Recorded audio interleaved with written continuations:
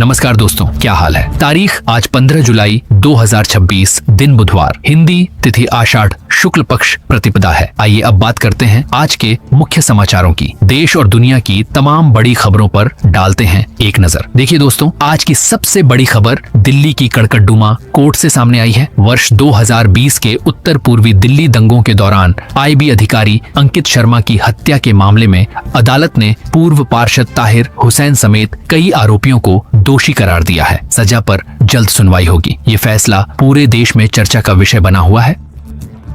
चलिए अगली बड़ी खबर देखते हैं। जम्मू कश्मीर के राजौरी जिले में 2 संदिग्ध आतंकियों के देखे जाने के बाद पूरे इलाके में हाई अलर्ट घोषित कर दिया गया है। सेना, पुलिस और सुरक्षा बलों ने संयुक्त तलाशी अभियान शुरू कर दिया है और आसपास के इलाकों की घेराबंदी कर दी गई है। वहीं खबर आ रही है अयोध्या से। राम मंदिर चढ़ावा चोरी मामले में गठित विशेष जांच दल यानी एसआईटी अपनी अंतिम रिपोर्ट आज या कल तक सरकार को सौंप सकती है। रिपोर्ट के आधार पर आगे की कार्रवाई तय होगी और इस मामले पर सभी की नजर बनी हुई है। बड़ी अपडेट अंतर्राष्ट्रीय घटनाक्रम से सामने आई है। अमेरिका ने ईरान से जुड़े तेल जहाजों पर नई कार्रवाई का ऐलान किया है। इसके बाद वैश्विक बाजार में कच्चे तेल की कीमतों में करीब 9% तक उछाल दर्ज किया गया है। इसका असर आने वाले दिनों में भारत समेत कई देशों पर भी पड़ सकता है।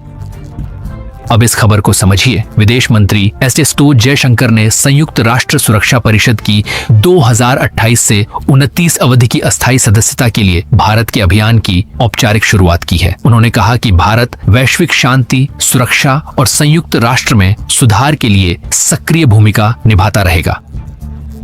इस बीच एक और बड़ी खबर बिहार से सामने आई है। मतदाता सत्यापन अभियान के तहत आज के बाद बूथ लेवल अधिकारियों यानी BLO की घर घर जाकर जांच की प्रक्रिया समाप्त हो रही है। चुनाव आयोग ने आगे की प्रक्रिया डिजिटल माध्यमों और निर्धारित केंद्रों के जरिए पूरी करने की तैयारी की है।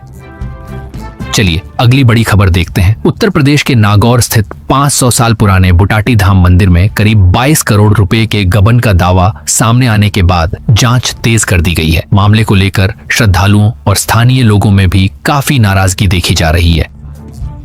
चलिए दोस्तों, अब बात करते हैं कुछ और बड़ी खबरों की जो पूरे दिन चर्चा में बनी रही। देखिए दोस्तों, अहमदाबाद के सैटेलाइट इलाके से एक सनसनीखेज मामला सामने आया है। एक व्यक्ति ने घर का दरवाजा तोड़कर अपनी पत्नी पर लोहे के पाइप से हमला कर दिया। महिला गंभीर रूप से घायल हो गई, जबकि पुलिस ने आरोपी को हिरासत में लेकर पूरे मामले की जांच शुरू कर दी है।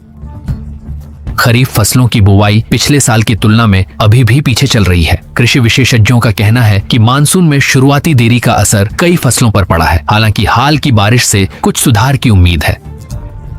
वहीं खबर आ रही है मशहूर पंजाबी सिंगर जैस्मीन सैंडलस ने दिल्ली में अपने लाइव कॉन्सर्ट के दौरान मंच से अपनी सगाई का ऐलान कर दिया। ये वीडियो सोशल मीडिया पर तेजी से वायरल हो रहा है और फैंस लगातार उन्हें बधाइयां दे रहे हैं। देखिए दोस्तों, उत्तर प्रदेश के लखनऊ के इटौंजा इलाके से इंसानियत को शर्मसार कर देने वाला मामला सामने आया है। 70 वर्षीय बुजुर्ग महिला के साथ दुष्कर्म की घटना के बाद पुलिस ने मामला दर्ज कर आरोपी की तलाश शुरू कर दी है। घटना के बाद इलाके में लोगों में भारी आक्रोश है। चलिए अगली बड़ी खबर देखते हैं। मध्य प्रदेश के इंदौर में पिछले 14 दिनों से आंदोलन कर रहे छात्रों ने कलेक्टर कार्यालय के बाहर जोरदार प्रदर्शन किया। छात्रों ने तिरंगा और संविधान हाथ में लेकर बेरोजगारी, महिलाओं की सुरक्षा और बस किराया कम करने जैसी मांगे उठाई। कुछ छात्रों ने विरोध के तौर पर मुंडन भी कराया। बड़ी अपडेट अयोध्या से सामने आई है। रामलला के दर्शन के लिए श्री राम जन्मभूमि तीर्थ क्षेत्र ट्रस्ट के महासचिव गोपाल राव सामान्य श्रद्धालुओं की कतार में खड़े होकर मंदिर पहुंचे। उन्होंने कहा कि सभी श्रद्धालुओं के लिए समान व्यवस्था होना ही सबसे बड़ा संदेश है। ये तस्वीरें पूरे दिन चर्चा में रहीं।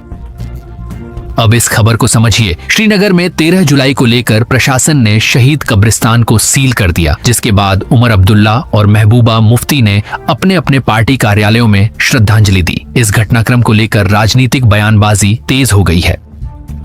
देखिए दोस्तों, तेलंगाना के रंगारेड्डी जिले से दिल दहला देने वाली वारदात सामने आई है। पॉक्सो मामले में जमानत पर बाहर आए आरोपी ने कथित तौर पर पीड़िता, उसके परिवार के सदस्यों और एक अन्य व्यक्ति की हत्या कर दी। वारदात के बाद आरोपी फरार हो गया और पुलिस उसकी तलाश में कई टीमों के साथ लगातार छापेमारी कर रही है।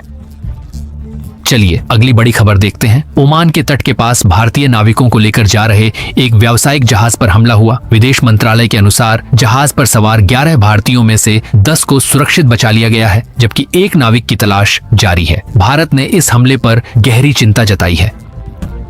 चलिए अगली बड़ी खबर देखते हैं। राजस्थान के जयपुर में खाद्य सुरक्षा विभाग ने बड़ी कार्रवाई करते हुए नकली पनीर, मिलावटी घी और मावा बनाने वाली फैक्ट्री पर छापा मारा। मौके से भारी मात्रा में संदिग्ध खाद्य सामग्री बरामद की गई है, जिसे जांच के लिए लैब भेजा गया है। अधिकारियों ने फैक्ट्री संचालकों के खिलाफ मामला दर्ज कर लिया है। देखिए दोस्तों, बड़ी खबर उत्तराखंड के हरिद्वार से सामने आई है। कांवड़ यात्रा शुरू होने से पहले पुलिस ने सुरक्षा व्यवस्था को लेकर बड़े स्तर पर फुल ड्रेस रिहर्सल और मॉक ड्रिल किया। पूरे यात्रा मार्ग पर ड्रोन, सीसीटीवी कैमरे और एआई आधारित निगरानी प्रणाली तैनात की गई है। इस बार लाखों श्रद्धालुओं के आने की संभावना को देखते हुए अतिरिक्त सुरक्षा बल भी लगाए गए हैं। वहीं खबर आ रही है महाराष्ट्र के पुणे से, जहां एक निजी अस्पताल में इलाज में कथित लापरवाही के बाद मरीज की मौत हो गई। परिजनों ने अस्पताल के बाहर जमकर हंगामा किया। पुलिस ने शिकायत दर्ज कर मेडिकल जांच शुरू कर दी है। बड़ी अपडेट राजस्थान के भरतपुर से सामने आई है। पुलिस ने अंतर्राज्यीय वाहन चोर गिरोह का पर्दाफाश करते हुए 15 से ज्यादा चोरी की मोटरसाइकिलें बरामद की हैं। गिरफ्तार आरोपियों से पूछताछ में कई अन्य वारदातों का खुलासा होने की उम्मीद है।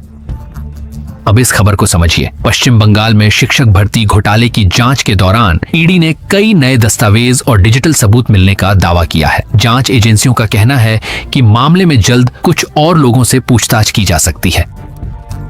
इस बीच एक और बड़ी खबर पंजाब से सामने आई है। सीमा सुरक्षा बल ने पाकिस्तान की ओर से भेजे गए एक ड्रोन को सीमा के पास मार गिराया। तलाशी अभियान के दौरान ड्रोन के साथ संदिग्ध पैकेट भी बरामद किए गए हैं, जिनकी जांच की जा रही है।